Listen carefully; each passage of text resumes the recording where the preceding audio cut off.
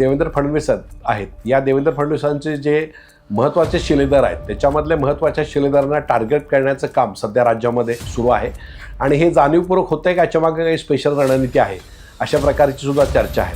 त्याच्यामध्ये एक गोष्ट आहे की जर यदाकदाचित जर देवेंद्र फडणवीस दिल्लीला गेले किंवा त्यांच्या जर जागा रिक्त झाली तर त्याच्यामध्ये चंद्रशेखर बावनकुळे यांचं नाव त्याच्यासाठी चर्चेत आहे. कारण एक उपमुख्यमंत्री एकनाथ शिंदे हे मराठा आहेत आणि सुनेत्र पवार या देखील मराठा आहेत. त्यामुळं भाजपकडून ओबीसी चेहऱ्याला अशा प्रकारची संधी दिली जाऊ शकते अशा प्रकारची एक चर्चा आहे. त्यामुळं सगळ्यात वरचं नाव त्याच्यामध्ये चंद्रशेखर बावनकुळेंचं होतं. तर बरोबर चंद्रशेखर बावनकुळेंना काही दिवसांमध्ये टार्गेट होताना आपल्याला दिसतंय. मनोज जरांगे पाटील यांच्या रूपानं चंद्रशेखर बावनकुळे यांच्यावर सातत्यानं टीका होते. म्हणजे पश्चिम महाराष्ट्रामध्ये, विदर्भामध्ये, मराठवाड्यामध्ये जरांगे पाटील असतील तर ते चंद्रशेखर बावनकुळे टार्गेट करतात. बावनकुळेंनी एक पत्र दिल्याचं एक निमित्त आहे. म्हणजे ते पत्र अक्षरशः खरं म्हणजे चौकशी करण्यासारखीच होतं कुणबी प्रमाणपत्राची, पण त्या चौकशीच्या पत्राच्या आधारे त्यांना टार्गेट केलं जाते आणि त्यामुळे त्यांची प्रतिमा भंजन करण्याचा प्रयत्न होतो. तर गिरीश महाजन हे संकटमोचक आहेत. त्याच्याचबरोबर देवेंद्र फडणवीसचे राईट हँड समजले जातात. तर त्यांना सुद्धा टार्गेट करण्यामागे काही विशेष रणनीती काय असा प्रश्न येतो. नमस्कार, मी हनुमंत मोहिते, हनुमंतमोहिते.सोनेरा या माझ्या यूट्यूब चॅनेलवर सर्व प्रेक्षकांचं स्वागत आहे. सध्या आपण राज्याच्या राजकारणामध्ये एक थोडा नवीन ट्रेंड बघतोय. म्हणजे आपल्याला माहिती आहे की देवेंद्र फडणवीस आणि उपमुख्यमंत्री एकनाथ शिंदे यांच्यामध्ये एक प्रकारचं शीतयुद्ध सुरू आहे. पण सध्या जे राज्यामध्ये काही मंत्र्यांना टार्गेट केलं जाते तर हे टार्गेट का केलं जाते हा प्रश्न जर तुम्हाला पडला असेल तर त्यासाठी हा संपूर्ण व्हिडिओ बघा.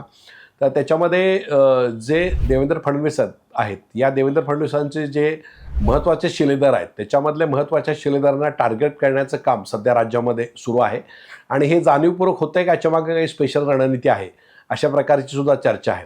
त्याच्यामध्ये एक गोष्ट आहे की जर यदाकदाचित जर देवेंद्र फडणवीस दिल्लीला गेले किंवा त्यांच्या जर जागा रिक्त झाली तर त्याच्यामध्ये चंद्रशेखर बावनकुळे यांचं नाव त्याच्यासाठी चर्चेत आहे. कारण एक उपमुख्यमंत्री एकनाथ शिंदे हे मराठा आहेत आणि सुनेत्र पवार या देखील मराठा आहेत. त्यामुळं भाजपकडून ओबीसी चेहऱ्याला अशा प्रकारची संधी दिली जाऊ शकते अशा प्रकारची एक चर्चा आहे. त्यामुळं सगळ्यात वरचं नाव त्याच्यामध्ये चंद्रशेखर बावनकुळेंचं होतं. तर बरोबर चंद्रशेखर बावनकुळेंना काही दिवसांमध्ये टार्गेट होताना आपल्याला दिसतंय. मनोज जरांगे पाटील यांच्या रूपानं चंद्रशेखर बावनकुळे यांच्यावर सातत्यानं टीका होते. म्हणजे पश्चिम महाराष्ट्रामध्ये, विदर्भामध्ये, मराठवाड्यामध्ये जरांगे पाटील असतील तर ते चंद्रशेखर बावनकुळे टार्गेट करतात. बावनकुळेंनी एक पत्र दिल्याचं एक निमित्त आहे. म्हणजे ते पत्र अक्षरशः खरं म्हणजे चौकशी करण्यासारखीच होतं कुणबी प्रमाणपत्राची, पण त्या चौकशीच्या पत्राच्या आधारे त्यांना टार्गेट केलं जाते आणि त्यामुळे त्यांची प्रतिमा भंजन करण्याचा प्रयत्न होतो. बावनकुळेंच्या बाबतीत एक भ्रष्टाचाराचं प्रकरणसुद्धा किंवा एक मुद्रांक शुल्काचं प्रकरणसुद्धा एका वाहिनीने काढलेलं होतं. त्यावेळेसुद्धा त्यांना टार्गेट केल्याची चर्चा होती आणि त्यानंतर मग संजय राऊत यांच्याकडून मकाऊ येथे त्यांचा व्हिडिओ एक प्रसिद्ध करण्यात आला होता. तर त्यांना टार्गेट केलं जाते. तर देवेंद्र फडणवीस यांच्या नेतृत्वाला कमजोर करण्यासाठी बावनकुळे टार्गेट केलं जाते का असा प्रश्न आहे. दुसरं टार्गेट होतं ते गिरीश महाजन हे सरकारचे संकटमोचक म्हणून ओळखले जातात. त्यामुळे गिरीश महाजनांच्यावर पहिल्यांदा आपण पाहिलं असेल तर सोशल मीडियातून त्यांच्या बदनामीची एक मोहीम सुरू झाली. फॉरेनवरून एक अकाउंटची बदनामी त्याच्यामधून झाली.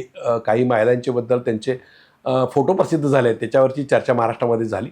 आणि आता कुंभमेळ्याच्या बाबतीत भ्रष्टाचाराची काही प्रकरणं समोर आले तर त्याच्यामध्ये महाजन यांचे नातेवाईक समोर असल्याचं समोर आलं. त्याच्याबद्दल गुन्हा पण दाखल झालेला आहे. 550 कोटीचे कंत्राट देण्यावरून 7 ते 8 कोटीचा अपार झाल्याचं एक प्राथमिक चौकशीतून निष्पन्न झालं आणि ते सुद्धा प्रकरण सध्या गाजतंय.